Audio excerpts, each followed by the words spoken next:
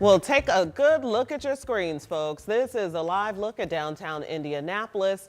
We are experiencing a cold, at times damp kind of start to the week.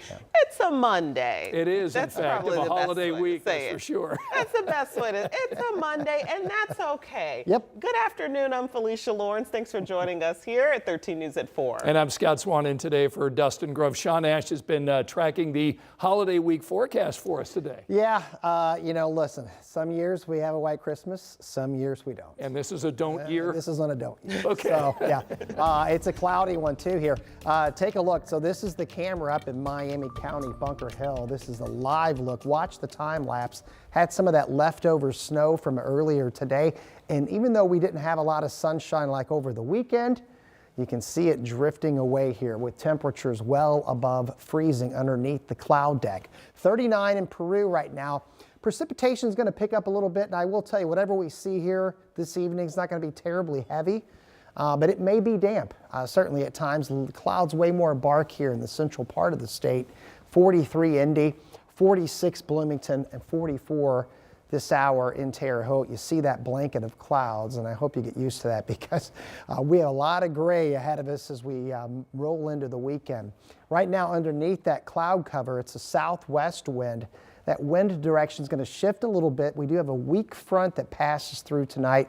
There's going to be some low-level moisture kind of pooling along that boundary, and that will lead to, at times, some showers, and at times, kind of a steady mist developing.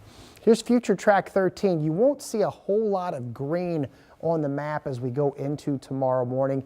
And I think that's going to be a little bit misleading because the air will be saturated.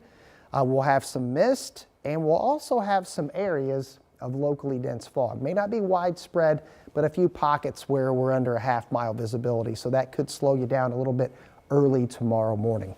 And it's kind of another gray day for us here.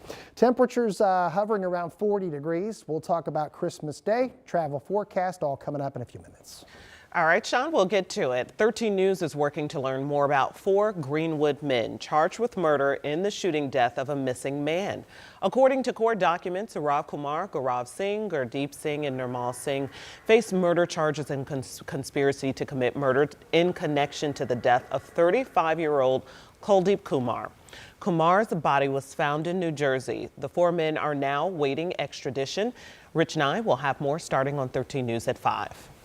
An accused United Healthcare CEO killer, Luigi Mangione, was back in court today. And this time to face New York State charges, including murder in the first and second degree. Lee Waldman brings us the latest from the courthouse. Ditching his orange prison jumpsuit for street clothes, 26-year-old Luigi Mangione walked shackled into the New York courthouse, flanked by law enforcement. Unlike last week's federal proceedings, cameras were allowed inside the courtroom. Monday marked his first opportunity to formally address the 11 charges brought by the Manhattan District Attorney's Office, including 1 of murder in the first degree and 2 of murder in the second degree, along with other weapons and forgery charges included in these terror charges. How do you plead to this indictment, sir? Guilty or not guilty? Not guilty.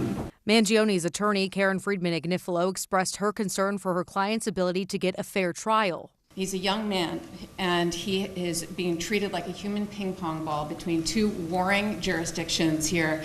These federal and state prosecutors are coordinating with one another, but at the expense of him. The judge insisted the trial will be fair and the jury will be selected carefully. Meanwhile, the prosecution laid out what they described as an abundance of evidence in the case. I have never seen a case with such volume of evidence. In the weeks since United Healthcare CEO Brian Thompson's murder in Midtown Manhattan, the case has gained notoriety, with Mangione being made into something of a dark folk hero online by a public enraged with the profit-seeking behavior of the insurance industry. Members of the public, including 24 women and 6 men, sat in the courtroom to watch the hearing unfold Monday. The next court date has been set for February 21st. In New York, I'm Lee Waldman reporting. Former Congressman Matt Gaetz has filed a civil complaint in federal court, hoping to block the release of a scathing report from the House Ethics Committee. A final draft obtained by CNN indicates the panel found evidence to suggest he may have paid women tens of thousands of dollars for sex or drugs on at least 20 occasions. The GOP-led panel agreed to take the rare step of releasing the report, even though the Florida Republican resigned from Congress. Matt Gaetz was President-elect Donald Trump's first pick to be the Attorney General. He dropped out, though, amid opposition from GOP senators and a news report that publicized key details of this ethics report. These allegations include paying a 17-year-old girl for sex in 2017. Lawmakers on Capitol Hill narrowly avoided a damaging federal government shutdown by passing a short-term spending plan to fund the government through the spring. Tonight, NBC News reporter Ryan Nobles reveals what this could tell us about the future in Washington.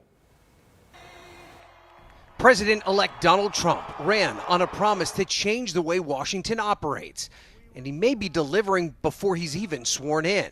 It's great to be here.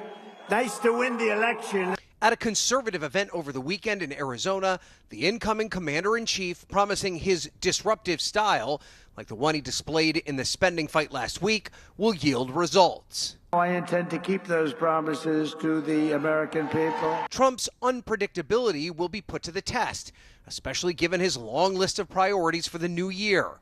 He has promised to execute a mass deportation program, vowed to extend the tax cuts implemented in his first term, and with the help of his billionaire buddy Elon Musk, slash trillions of dollars from the federal budget.